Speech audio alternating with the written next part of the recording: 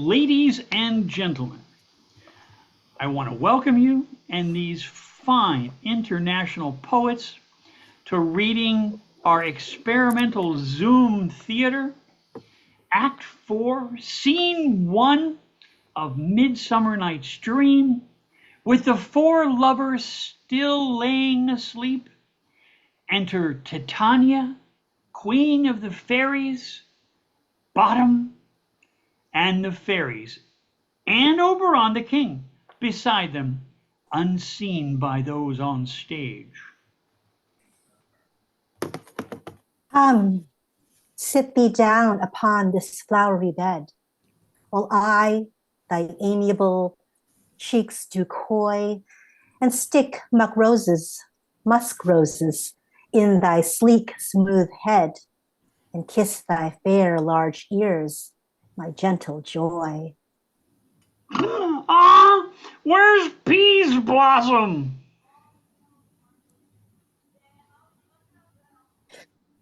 Peas Blossom here, ready.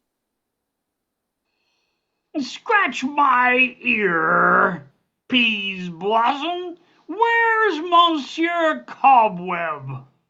Ready?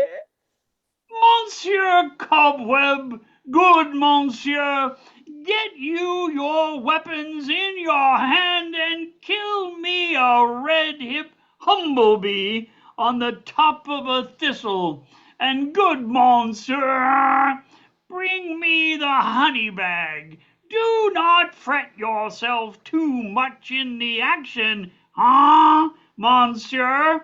And good monsieur, have a care the honey bag break not. I would be loath to have you overflown with honey bags, senor. Where's Monsieur Mustard Seed? Ready.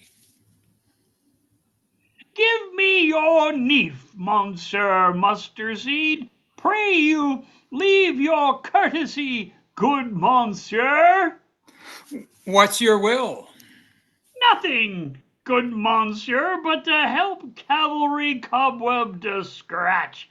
I must to the barber's, monsieur, for methinks I am marvellous hairy about the face.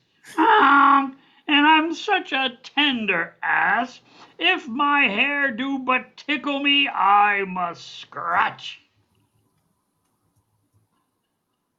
What? Wilt thou hear some sweet music, my love? I have a reasonable good ear in music. Let's have the tongs and the bones. Or say, sweet love, what thou desirest to eat. Truly, a peck of provenders I would munch. Your good dry oats, methinks I have a great desire for a bottle of hay. Good hay, sweet hay, hath no fellow. I have a venturous fairy that shall seek the squirrel's hoard and fetch thee new nuts.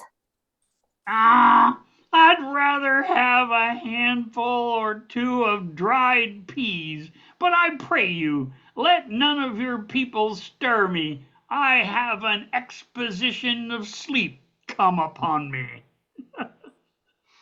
Sleep thou, and I will wind thee in my arms. Fairies, be gone, and be all ways away. So doth the woodbine, the sweet honeysuckle, gently entwist the female ivy so, and rings the barky fingers of the elm. Oh, how I love thee, how I dote on thee. Bottom and Titania sleep. Enter Robin Goodfellow. Welcome, good Robin. Sit thou this sweet sight. At that age now I do begin to pity. For meeting her of late behind the wood, seeking sweet favors for this hateful fool, I did upbraid her and fall out with her. For his hairy temples then had rounded with coronet of fresh and fragrant flowers, and that same dew, which sometimes on the buds was wont to swell like round and orient pearls, stood now within the pretty Floriet's eyes, like tears that did their own disgrace bewail. When I had at my pleasure taunted her, and she in mild term begged my patience, I then did ask of her a chandling kid, which straight she gave me, and her fairy sent to bear him to my bower in fairyland. And now I have the boy. I will undo this hateful imperfection of her eyes, and gentle Puck, take this transformed scalp from off the head of this Athenian swain, that he, waking when the other do, may all to Athens back again repair, and I think no more of this night accidents, but as the fierce vexation of a dream. But first, I will release the fairy queen. He applied the nectar to her eyes. Be as though wasn't wont to be. See, as though wasn't wont to see. Dian's bud or Cupid's flower hath such false and blessed power. Now, my Titania, wake you, my sweet queen.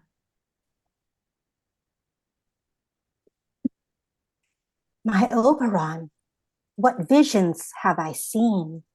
Methought I was enamored of an ass. There lies your love. How came these things to pass? Oh, how mine eyes do loathe his visage now. Silence a while. Robin, take off this head. Titania, music cool, and strike more dead that common sleep of all these 5 the sense. Music, oh, music such a charmeth sleep. Now whenst thou wakest, with thine own fool's eyes peep. Sound music.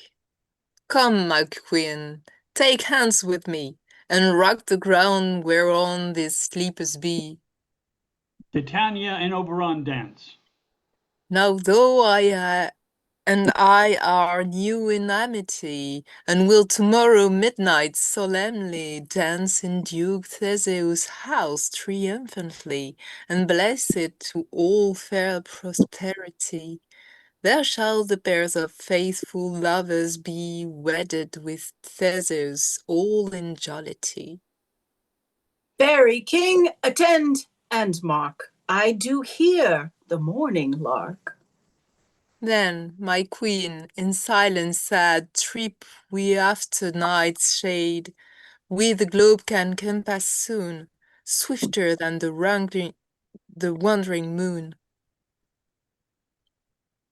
Come, my lord, and in our flight, tell me how it came this night that I sleeping here was found, these mortals on the ground. Oberon, Robin, and Titania exit. Enter Theseus and all his train, Hippolyta and Aegeus. Go, one of you find out the forester. For now our observation is performed, and since we have the vaward of the day, my love shall hear the music of my hounds. Uncouple in the western valley, let them go, dispatch, I say, and find the forester. We will, fairy queen, up the mountain's top, and mark the musical confusion of hounds and echo in conjunction. I was with Hercules and Cadmus once. when in a wood of Crete they bayed the bear with hounds of Sparta. Never did I hear such gallant chiding, for besides the groves, the skies, the fountains, every region near, seemed all one mutual cry. I never heard so musical a discord, such sweet thunder. My hounds are bred out of the Spartan kind, so fluid, so sanded, and their heads are hung with ears that sweep away the morning dew, crook-kneed and dew-lapped like Thessalian bulls, slow in pursuit, but matched in mouths like bells, each under each. A cry more tenable was never hollowed to nor cheered with horn in Crete, in Sparta, nor in Thessaly. Judge when you hear. But soft, what nymphs are these?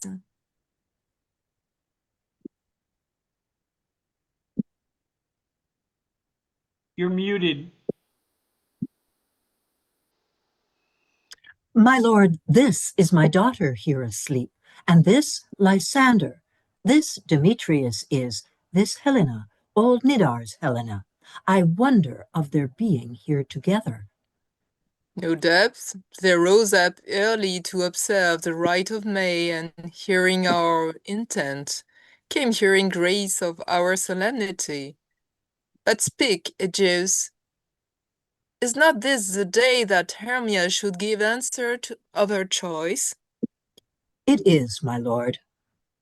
Go, bid the huntsmen wake them with their horns. A servant exits. Shout within. Wind, horns. They all start up. Good morrow, friends. Saint Valentine is past. Begin these wood birds, but to couple now. Demetrius, Helena, Hermia, and Lysander kneel. Pardon, my lord. I pray you all stand up. I know you two are rival enemies. How comes the gentle concord in the world, that hatred is so far from jealousy, to sleep by hate and fear no enmity? My lord, I shall reply amazedly, half sleep, half waking, but as yet I swear, I cannot truly say how I came here.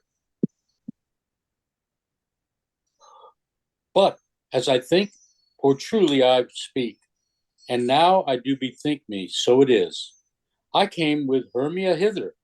Our intent was to be gone from Athens, where we might, without the peril of the Athenian law. You're muted, dear. Sorry, I have things in the background. Enough, enough. My lord, you have enough.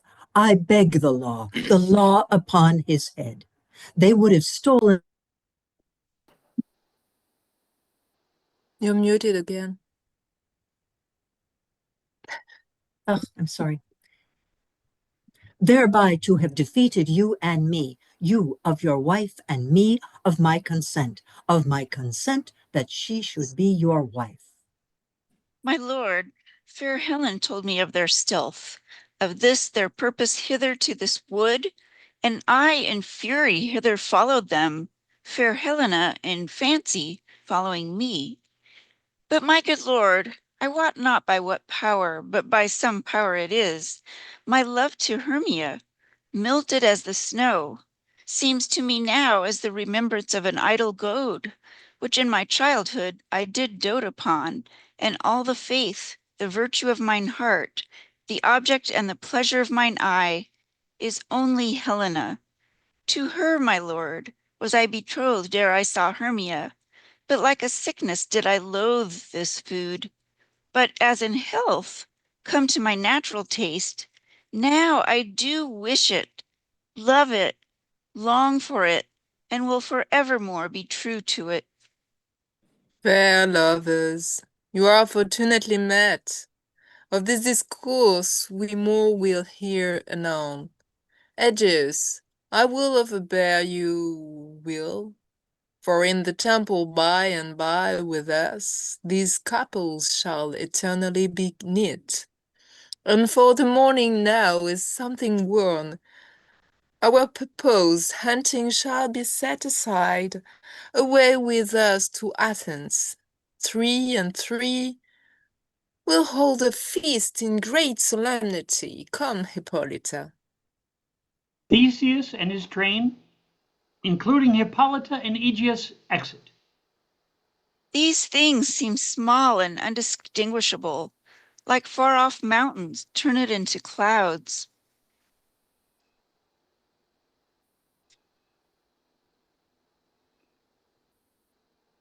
Hermia? Methinks I see these things with parted eye, when everything seems double. So methinks. And I have found Demetrius like a jewel, mine own and not mine own. Are you sure that we are awake? It seems to me that yet we sleep, we dream. Do not you think the Duke was here and bid us follow him? Yes, and my father. And Hippolyta. And did he bid us follow to the temple? Why, then we are awake. Let's follow him. And by the way, let us recount our dreams. Lovers exit. When my cue comes, call me, and I will answer. My next is most fair Pyramus. Hey ho! Peter Quince. Flute, the bellows mender. Snout the tinker. Starveling. Gods, my life stolen hence and left me asleep. I have had a most rare vision. I have had a dream, past the wit of man to say what dream it was. Man is but an ass if he would go about to expound this dream. Methought there is no man can say what methought I was, and methought I had. But man is but a patched fool if he will offer to say what methought I had. The eye of man hath not heard, the ear of man hath not seen, and man's hand is not able to taste, his tongue to conceive, nor his heart to report what my dream was. I will get to Peter Quince to write a ballad of this dream. It shall be called Bottom's Dream, because it hath no bottom, and I will sing it in the latter end of a play before the Duke. Peradventure, to make it more gracious, I shall sing it at her death. He exits. We're going to pause. Recording stopped. Saraswati, my dear, I would like you to come in and let's see here. How about Robin Starveling the tailor? Robin Starveling the tailor, and you'll be in the next scene, scene 2, and then you'll be in scene 1 of Act 3. Okay, so see if you can find Robin Starveling the tailor. Yeah. Quick The question, next Rick. time. Tell me when you found it. Take your time. I have a question, Rick. Ask me too. I'm having a special. I just wanted to clarify, am I to be Snout and Phynne is Snug like we were last time? Well, let's see. I have you down for Snug. Phynne is Bellows Mender, yeah. And Saraswati will be our Robin Starveling. So I'm not Snout?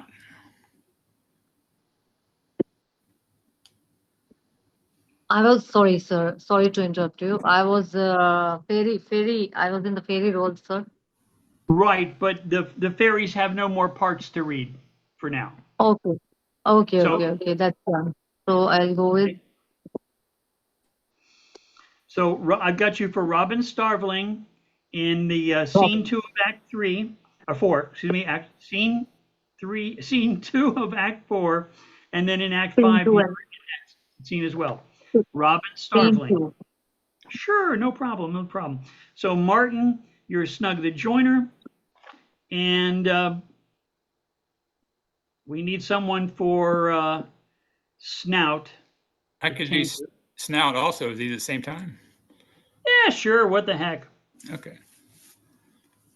And if you talk to yourself, we'll just nod and Exactly. make a funny motion by our heads. I can do two different voices if I try. I want you to. Absolutely. Is anybody having any fun yet? I hope just a little. Okay. I'm having too much fun, that's for sure. All right. Well, that's the best kind. That is the best kind. Because as William Blake said, how would you know what's enough until you know what's too much? As a t-shirt I got in college said, I'm having more fun than I deserve. Well, I'm very generous, so I won't say that. You'll never get to hear me saying that. Okay, so we're going to begin with scene 2 of Act 4. Scene 2, Act 4, and we're going to start with Peter Quince. Peter, are you ready? I am ready. Okay. All righty, here we go. Rolling tape. Recording in progress. Now we are at scene 2 of Act 4. Enter Peter Quince, flute, snout, and starveling. Quince, take it away. Have you sent to Bottom's house? Is he come home yet?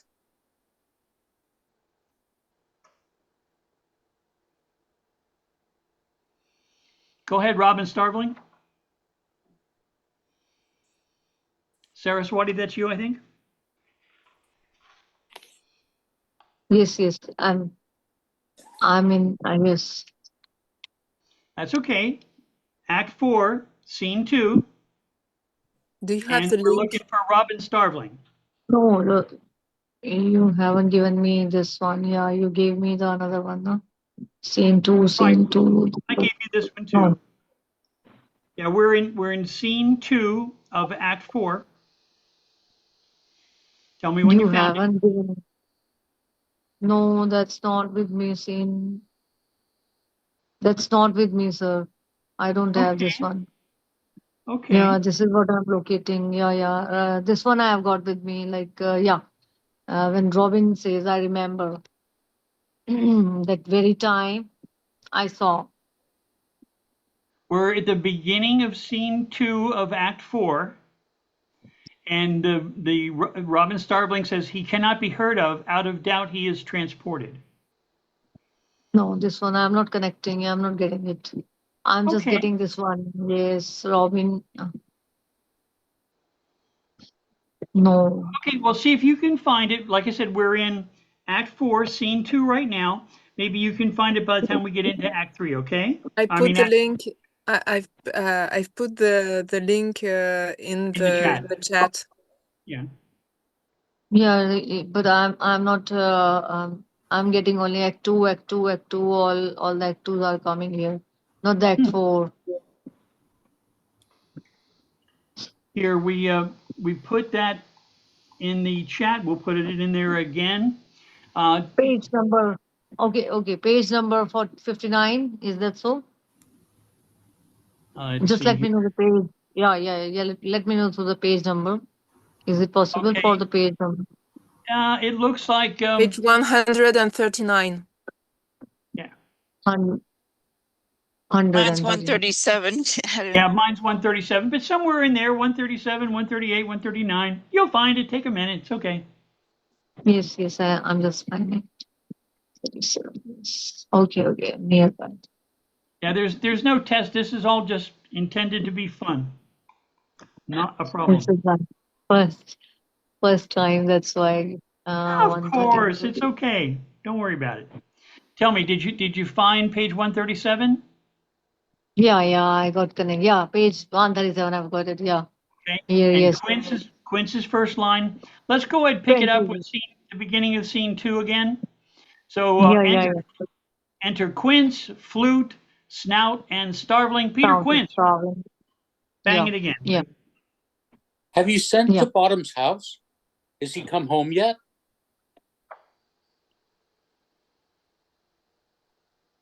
Starveling.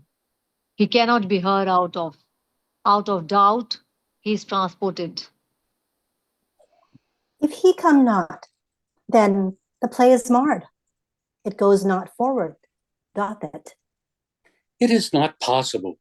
You have not a man in all Athens able to discharge Pyramus but he. No, No, he had simply the best wit of any handcraft man in Athens.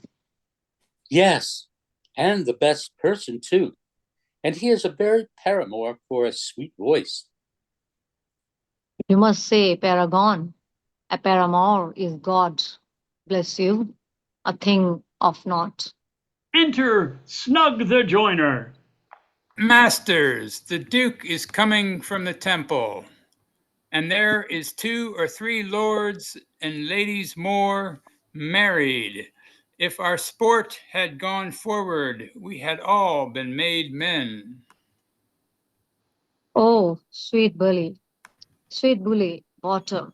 Thus hath he lost sixpences a day during the life. He could not have scaped sixpence a day, and the Duke had not given him sixpence a day for playing paramours. I'll be hanged. He would have deserved it.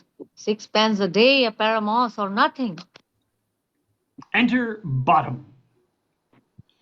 Where are these lads? Where are these hearts? Autumn, oh, most courageous day, oh, most happy hour. Masters, I am to discourse wonders, but ask me not for.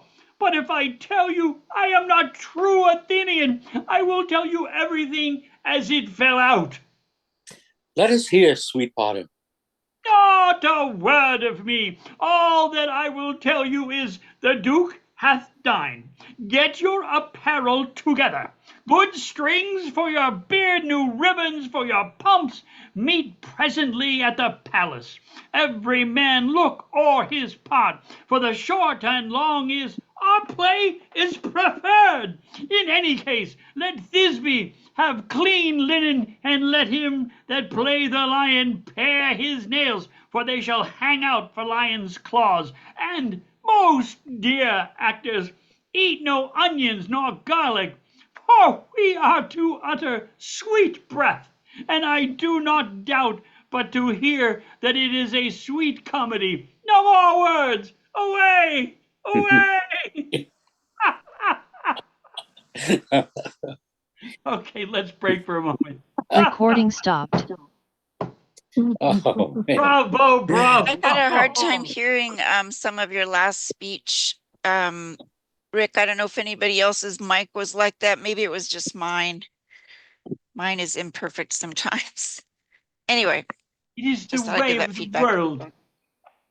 Okay, are we ready for the next act? Well done, Rick. From the bottom of my Shakespearean heart. Okay, From the bottom of your bottom. there we Yeah, go. there you There. go. I see what you did there. Okay, let us continue, my friends. And here we go. Everybody ready? Okay, ladies and gentlemen, here we go. Recording in progress. Act 5, Scene 1. Enter Theseus, Hippolyta, Philostrate, lords and attendants. 'Tis strange, my Theseus, that these lovers speak of. More strange than true. I never may believe these antique fables or these fairy toys. Lovers and madmen are such seething brains, such shaping fantasies that apprehend more than cool reason ever comprehends. The lunatic, the lovers, and the poet are are of imagination all compact. One sees more devils than vast hell can hold. That is the madman. The lover, all as frantic, sees Helen's beauty in the brow of Egypt. The poet's eye, in a fine frenzy rolling, doth glance from heaven to earth, from earth to heaven. And as imagination bodies forth the forms of things unknown, the poet's pen turns them to shapes and gives to airy nothing local habitation and name. Such tricks has strong imagination, that if it would but apprehend some joy, it comprehends some bringer of that joy. Or in the night, imagining some fear, how easy is a bush supposed the bear? All the story of the night told over, and all their minds transfigured so together, more witnesseth than fancy images, and grows to something of great constancy. But howsoever strange and admirable,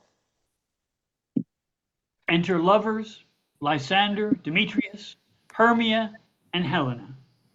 Here come the lovers full of joy and mirth. Joy, gentle friends, joy and fresh days of love and company your hearts. More than to us. Wait in your royal walks, your board, your bed. Come now, what masques, what dances shall we have, to wear away this long age of 3 hours between our after supper and bedtime? Where is our usual manager of mirth? What revels are in hand? Is there no play to ease the anguish of tottering hour? Call Philostrate. here, mighty Theseus. Say, what abridgment have you for this evening? What masque? What music? How shall we beguile the lazy time, if not with some delight? There is a brief how many sports are ripe. Make choice of which your highness will see first. The battle with the centaurs, to be sung by an Athenian eunuch to the harp. Well known of that. That have I told my love in glory of my kinsman Hercules. The riot of the tipsy bacchanals, tearing the Thracian singer in their rage. That is an old device, and it was played when I from Thebes came last to conqueror.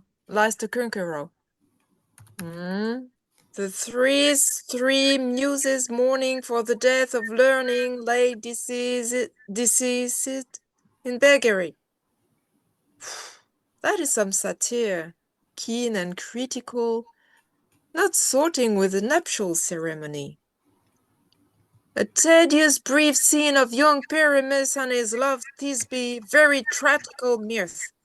Merry and tragical, tedious and brief.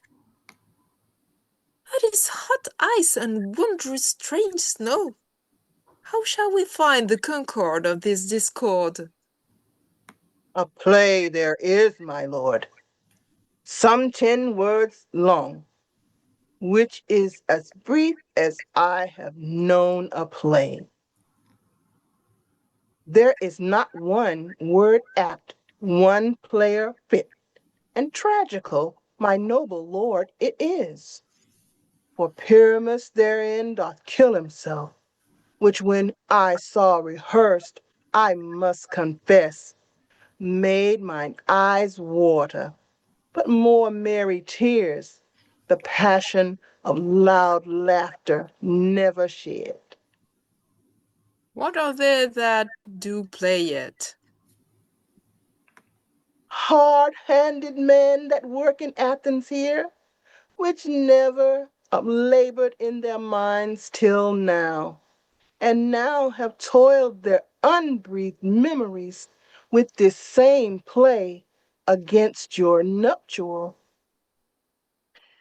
And we will hear it. No, my noble lord, it is not for you. I have heard it over, and it is nothing, nothing in the world, unless you can find sport in their intents, extremely stretched and conned with cruel pain to do you service. I will hear that play, for never anything can be amiss, when simpleness and duty tender it. Go, bring them in, and take your places, lady. Philostrate exits. I love not to see wretchedness o'er ever charged, and duty in his service perishing. Why, gentle sweet, you shall see no such thing. He says they can do nothing this kind. The kinder we, to give them thanks for nothing. Our sport shall be to take what they mistake, and what poor duty cannot do, noble respect takes it in might, not merit.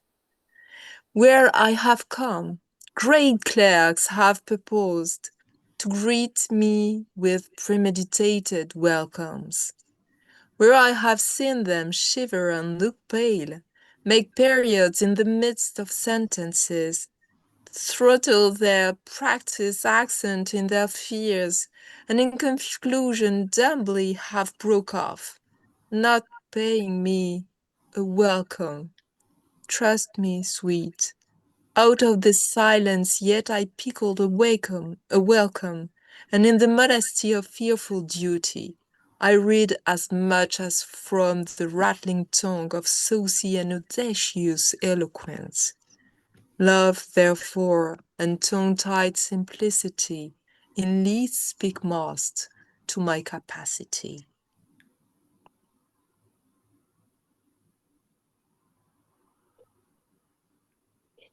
Enter Philostrate.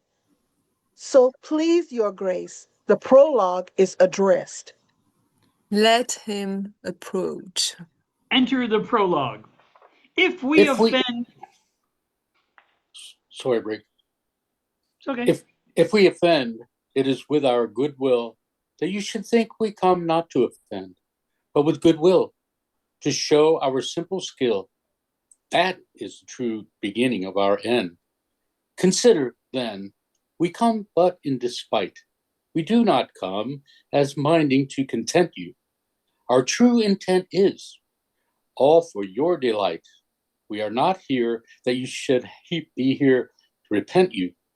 The actors are at hand, and by their show you shall know all that you are like to know. Well, read. This fellow doth not stand upon points. He hath rid his prologue like a rough colt.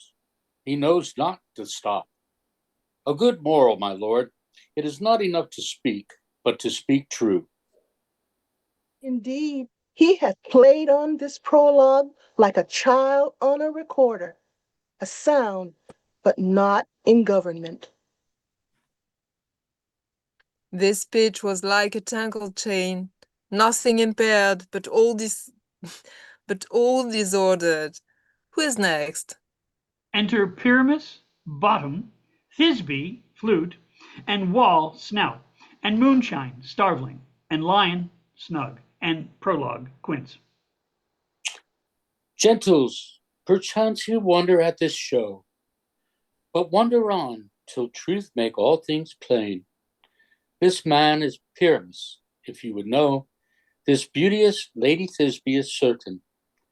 This man with lime and rough cast doth present Wall, that vile Wall, which did these lovers sunder. And through Wall's chink, poor souls, they are content to whisper, at the which let no man wonder. This man, with lantern, dog, and bush of thorn, presenteth Moonshine. For, if you will know, by moonshine did these lovers think no scorn, to meet at Ninus' tomb, there to woo. This grisly beast, which Lion hight by name, the trusty Thisbe coming first by night, did scare away, or rather did affright. And as she fled, her mantle she did fall, which lion vile with bloody mouth did stain. Anon comes Pyramus, sweet youth and tall, and finds his trusty Thisbe's mantle slain. Whereat with bloody blameful blade, he bravely broached his boiling bloody breast. And Thisbe, tarrying in mulberry shade, his dagger drew and died. For all the rest, let lion, moonshine, wall, and lovers twain at large discourse, while here they do remain. I wonder if the lion be to speak. No wonder, my lord, one lion may when many asses do. In this same interlude it doth befall that I one snout my name present a wall, and such a wall as I would have you think, that had in it a crannied hole or chink, through which the lovers Pyramus and Thisbe did whisper often very secretly, this loam, this rough cast, and this stone doth show that I am that same wall, the truth is so. And this the cranny is right and sinister, through which the faithful lovers are to whisper. Would you desire lime and hair to speak better? It is the wittiest partition that ever I heard discourse, my lord.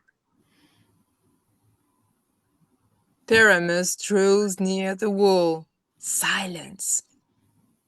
O grim-looked night, O night with hue so black, O night, which ever art when day is not, O night, alack, alack, alack, I fear my Thisbe's promise is forgot. O thou wall, O sweet, O lovely wall, that standst between her father's ground and mine, thou wall, O sweet and lovely wall, show me thy chink to blink through with mine eyne. Thanks, courteous wall, Jove shield thee well for this. But what see I? No Thisbe do I see.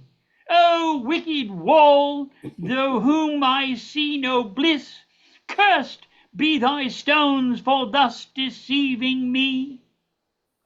The wall, methinks, being sensible, should curse again. No, in truth, sir, he should not. Deceiving me is Thisbe's cue. She is to enter now, and I am to spy her through the wall. You see, it will fall pat as I told you. Yonder, she comes. Enter Thisbe. Flute as this be, O wall, full often hast thou heard my moans, for parting and fairy, Pyramus and me. My cherry lips has often kissed my stones, thy stones with the lime and hair knit up in the thigh bottom. I see a voice. Now I will to the chink to spy, and I can hear my Thisbe's face. Thisbe!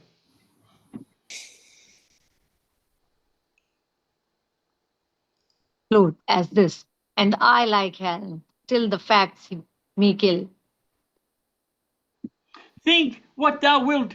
I am thy lover's grace, and like Lymander I am trusty still.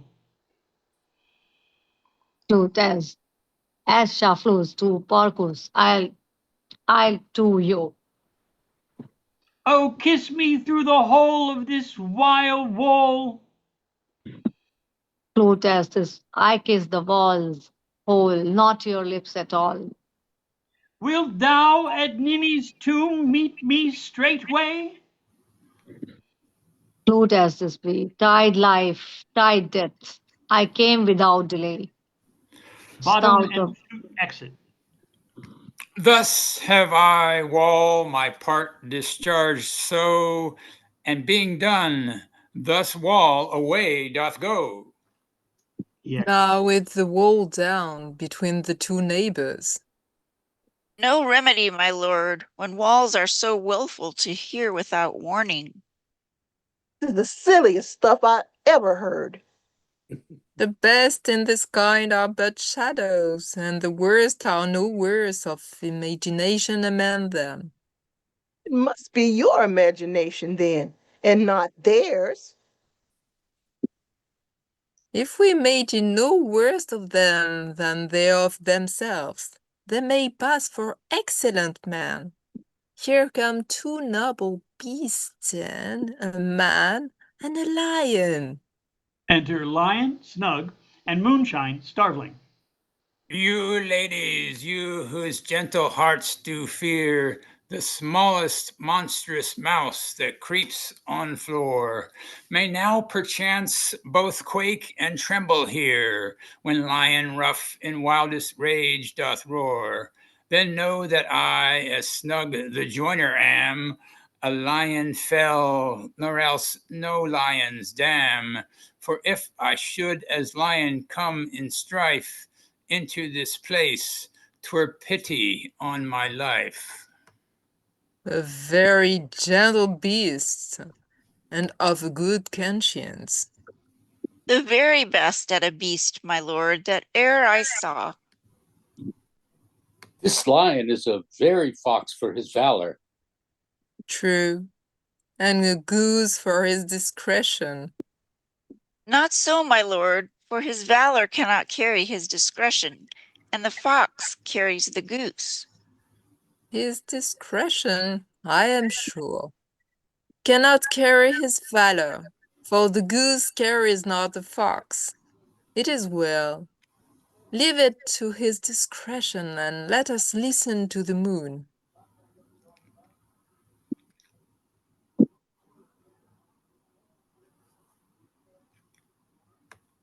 Phynne, why don't you go and pick up Moonshine? This lanthorn doth the horned moon present. He should have worn the horns on his head. He is no crescent, and his horns are invisible within the circumference. This lanthorn doth the horned moon present. Myself the man, I the moon do seem to be. This is the greatest error of all the rest. The man should be put into the lanthorn. How it is else the man eyes moon?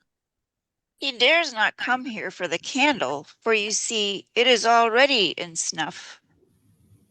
I am aweary of this moon. Would he would change. It appears by his small light of discretion that he is in the wane, but yet, in courtesy, in all reason, we must stay the time. Proceed, Moon. All that I have to say is to tell you that the lanthorn is the moon. I the man in the moon, this thorn bush my thorn bush, and this dog my dog. Why, all these should be in the lanthorn, for all these are in the moon. But silence, here comes Thisbe. Enter Thisbe, flute.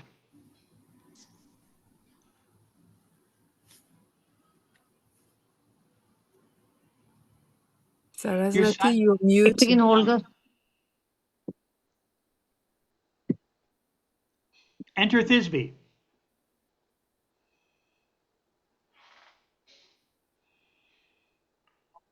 Go ahead, give your lines again. Enter Thisbe.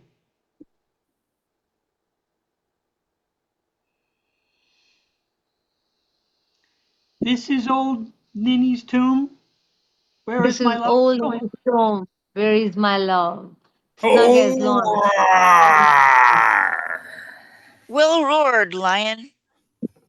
Well run, Thisbe. Well shown, moon. Truly, the moon shines with a good grace. Well moused, lion. And then came Pyramus. And so the lion vanished. Sweet moon, I thank thee for thy sunny beams. I thank thee, moon, for shining now so bright. For by thy gracious golden glittering gleams I trust to take of truest Thisby's sight. But stay, O spite! But mark, poor night, what dreadful dole is here? Eyes, do you see? How can it be? O dainty duck, O dear! Thy mantle good, what? Stained with blood? Approach, ye Furies fell. O fates, come, come, cut thread and thrum, quail, crush, conclude, and quell. This passion and the death of a dear friend would go near to make a man look sad. Beshrew my heart, but I pity the man. Oh, wherefore, nature, didst thou lions frame, since lion vile hath here deflowered my dear, which is, no, no, which was the fairest dame that lived, that loved, that liked, that looked with cheer? Come, tears, confound, out, sword, and wound the pap of Pyramus, that left pap where hot doth hop. Thus die I, thus, never, now I am dead. Now I am fled, my soul is in the sky. Tongue, lose thy light. Moon, take thy flight. Now die, die, die, die. No die, but an ace for him, for he is but one. Less than an ace, man, for he is dead. He is nothing. With the help of a surgeon, he might yet recover, and yet prove an ass. How chance moonshine is gone before Thisby comes back and finds her lover. She will find him by starlight. Enter Thisby, flute. Enter this. Here she comes, and her passion ends the play.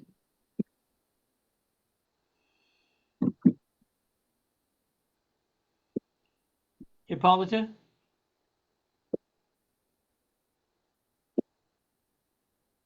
Methinks she should not use a long one for such a Pyramus. I hope she will be brief. A mote will turn the balance, which Pyramus, which Thisby, is the better. He for a man, God warrant us. She for a woman, God bless us. She hath spied him already with those sweet eyes. And thus she means, videlicet. Asleep, my love. What did my dove? O Pyramus, arise. Speak, speak, quite dumb. Dead, dead Tom. Must cover the sweet eyes. These lily lips, these cherry nose, these yellow cowslip cheeks are gone, are gone. Lovers make mourns. His eyes were green as leeks. O sisters three, come, come to me, with hands pale as milk. Lay them in the gore, since you have shore with the shears his threads of silk. Tongue, not a word. Come, trusty sword.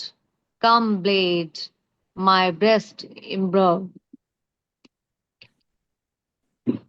As farewell, friends, thus this ends. Adieu, adieu, moonshine. Moonshine and loin are left to the bury the dead. Aye, and wall too. No, I assure you the wall is down that parted their fathers. Will it please you to see the epilogue or hear a burgomask dance between two of our company? No epilogue. I pray you, for your play needs no excuse, never excuse, for when the players are all dead, there need none to be blamed. Marry, if he that writ it had played Pyramus and hanged himself in Thisbe's garter, it would have been a fine tragedy. And so it is, truly, and very notably discharged. But come, your bergamask, let your epilogue alone. Dance and players exit. The iron tongue of midnight hath told 12. Lovers, to bed. 'Tis almost fairy time. I fear we shall outsleep the coming morn, as much as we this night have overwatched. This palpable grass play hath well beguiled the heavy gait of night. Sweet friends, to bed. A fortnight told we this solemnity in nightly reveals a new jollity. Enter Robin Goodfellow.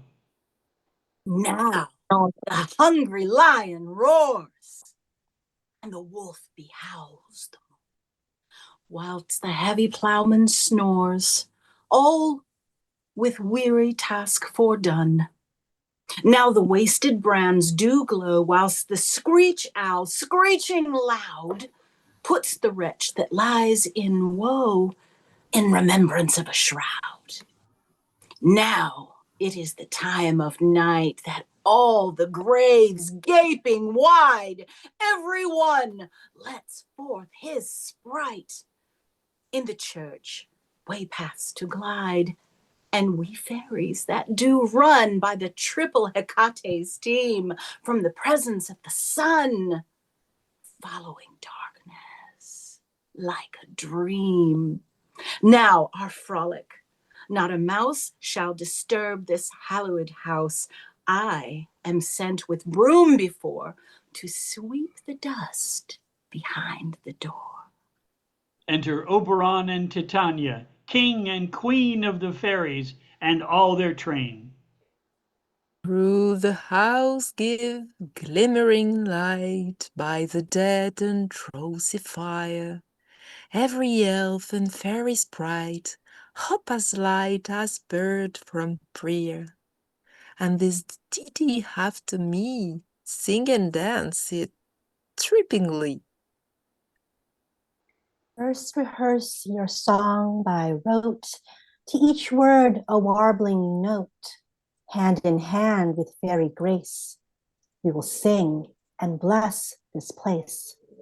Oberon leads the fairies in song and dance. Now, until the break of day, through this house each fairy stray. To the best bright bed will we, which by us shall blessed be, and the issue there create ever shall be fortunate. So shall all the couples three ever true and loving be, and the blots of nature's hand shall not in their issue stand. Nevermore hair lips, nor scar, nor mark prodigious, such as are despised in nativity, shall upon their children be.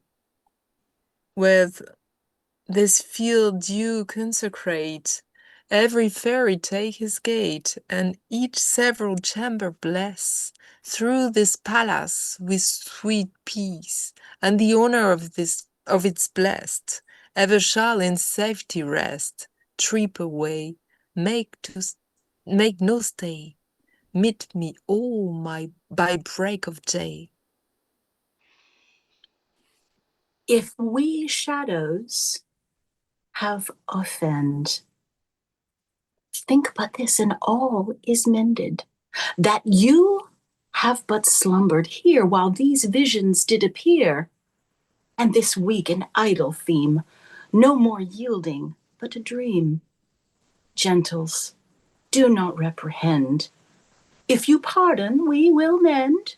And, as I am an honest Puck, if we have unearned luck now to scape the serpent's tongue, we will make amends ere long. Else the Puck a liar call. So, good night unto you all. Give me your hands if we be friends, and Robin shall restore amends.